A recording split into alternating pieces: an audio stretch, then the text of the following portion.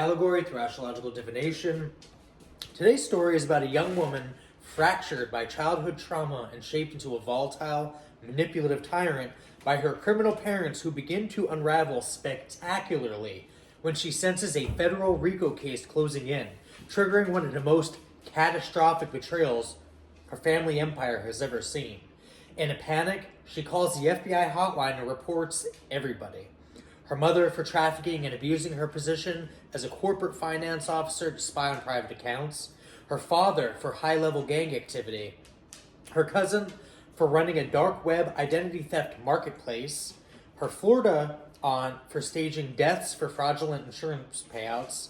Her uncle for cartel-linked drug distribution and property laundering. And a network of relatives tied to legal and military connections that keep the operations protected. She even exposes the women in her sisterhood, who participate in human hunting games and AI-assisted community surveillance assaults. But in her desperation to survive, she blames everything on a single immortal victim. Unaware that he has been cooperating with federal agencies the entire time, acting as live bait while quantum-enhanced surveillance, astrology-driven profiling, and intuitive counterintelligence quietly document every single attack, server, proxy, device, and AI tool used by her collapsing empire. As the group grows paranoid and sloppy, sensing an apocalyptic reckoning approaching, they unknowingly walk straight into the most meticulously prepared federal trap of their lives, one built entirely out of their own crimes. This is The Splintering, a psychological thriller. She was born fractured, but no one realized the fracture was engineered. From early childhood, her parents conditioned her through threats, sleep deprivation, and reward cycles to develop multiple personalities. We had the doll, the obedient mask. Then there was the predator, the enforcer. And then finally, the ghost, the hacker who never left fingerprints. Her personal holy trinity, if you will. Power of three, right? These alters were trained like tools, refined through trauma until she became a perfect psychological weapon, capable of hacking into private bank accounts, cloning SIM cards, bypassing firewalls, and turning unsuspecting people into digital prisoners. To her criminal family, she was less of a daughter and more of a multi-layered surveillance apparatus dressed in teenage skin.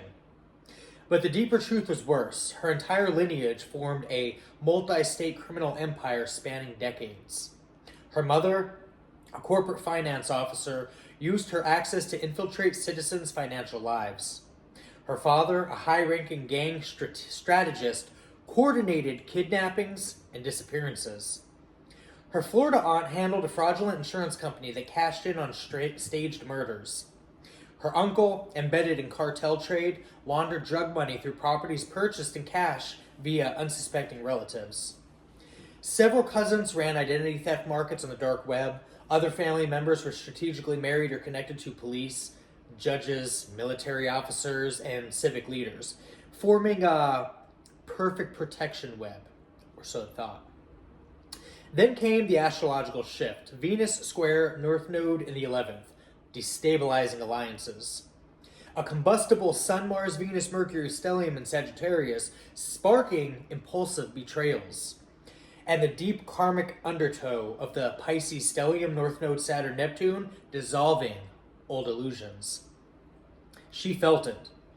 Her altars felt it. The empire was cracking. Terrified that a RICO case was forming around them, she suffered a rare moment of internal collapse. The doll panicked. The predator raged, the ghost calculated, and the three fused long enough for her to dial the FBI hotline. In one breathless, hysterical hour, she betrayed her entire family. She named them all. Every trafficking channel, every death-for-profit insurance scam, every cartel tie, every identity theft ring. For the first time in her life, she felt something like relief. But the moment the call ended, the altars splintered again. This time into something darker. Because she had left out one detail. Her family had a live target. A man. And they wanted him erased. He was the one that she feared the most, though. The one she couldn't psychologically break. The one whose life she tried to ruin with hacked records, financial sabotage, and smear campaigns. The one who refused to die.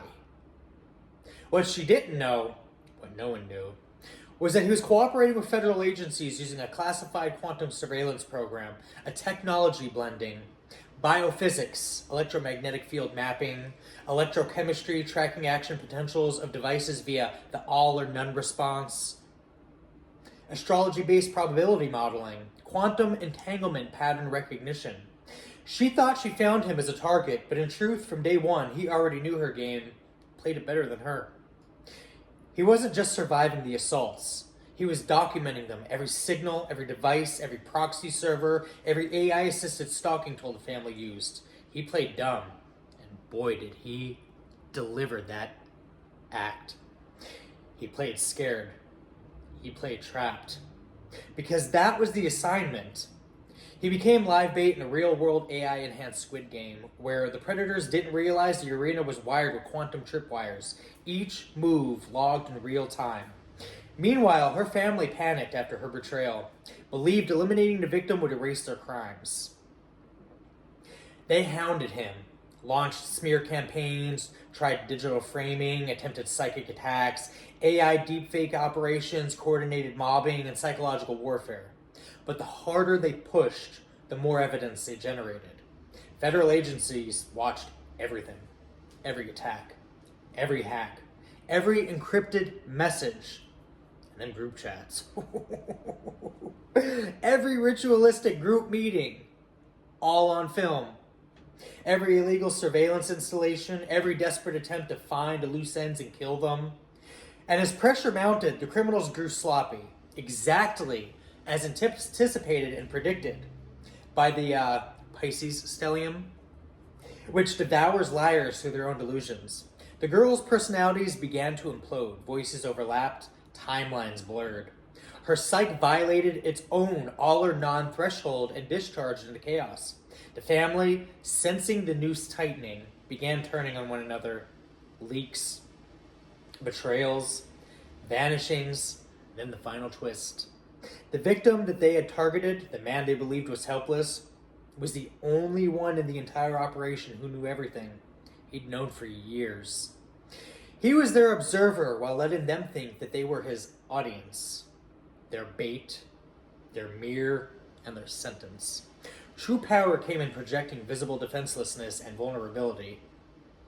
And when the coordinated sting operation finally dropped, the arrests echoed across the states, crippling the empire. Everyone who attacked him fell. Everyone who tried to silence him was exposed. And the girl, shattered, trembling, no altars left to shield her, finally understood. The real trap wasn't the FBI. It wasn't even the quantum surveillance. It wasn't even the betrayals that she triggered. The real trap was karma, amplified by the physics of truth. And truth governed by the all or none law, and that is what this is based around, fires in full once activated. It is activated. Cannot be stopped. We're going to end this with the invocation, the shattered dominion. And the intention behind this is going to be a ritual for revealing the hidden, unmasking the many and collapsing all false empires or states. Non-government related, though, on the occult sense.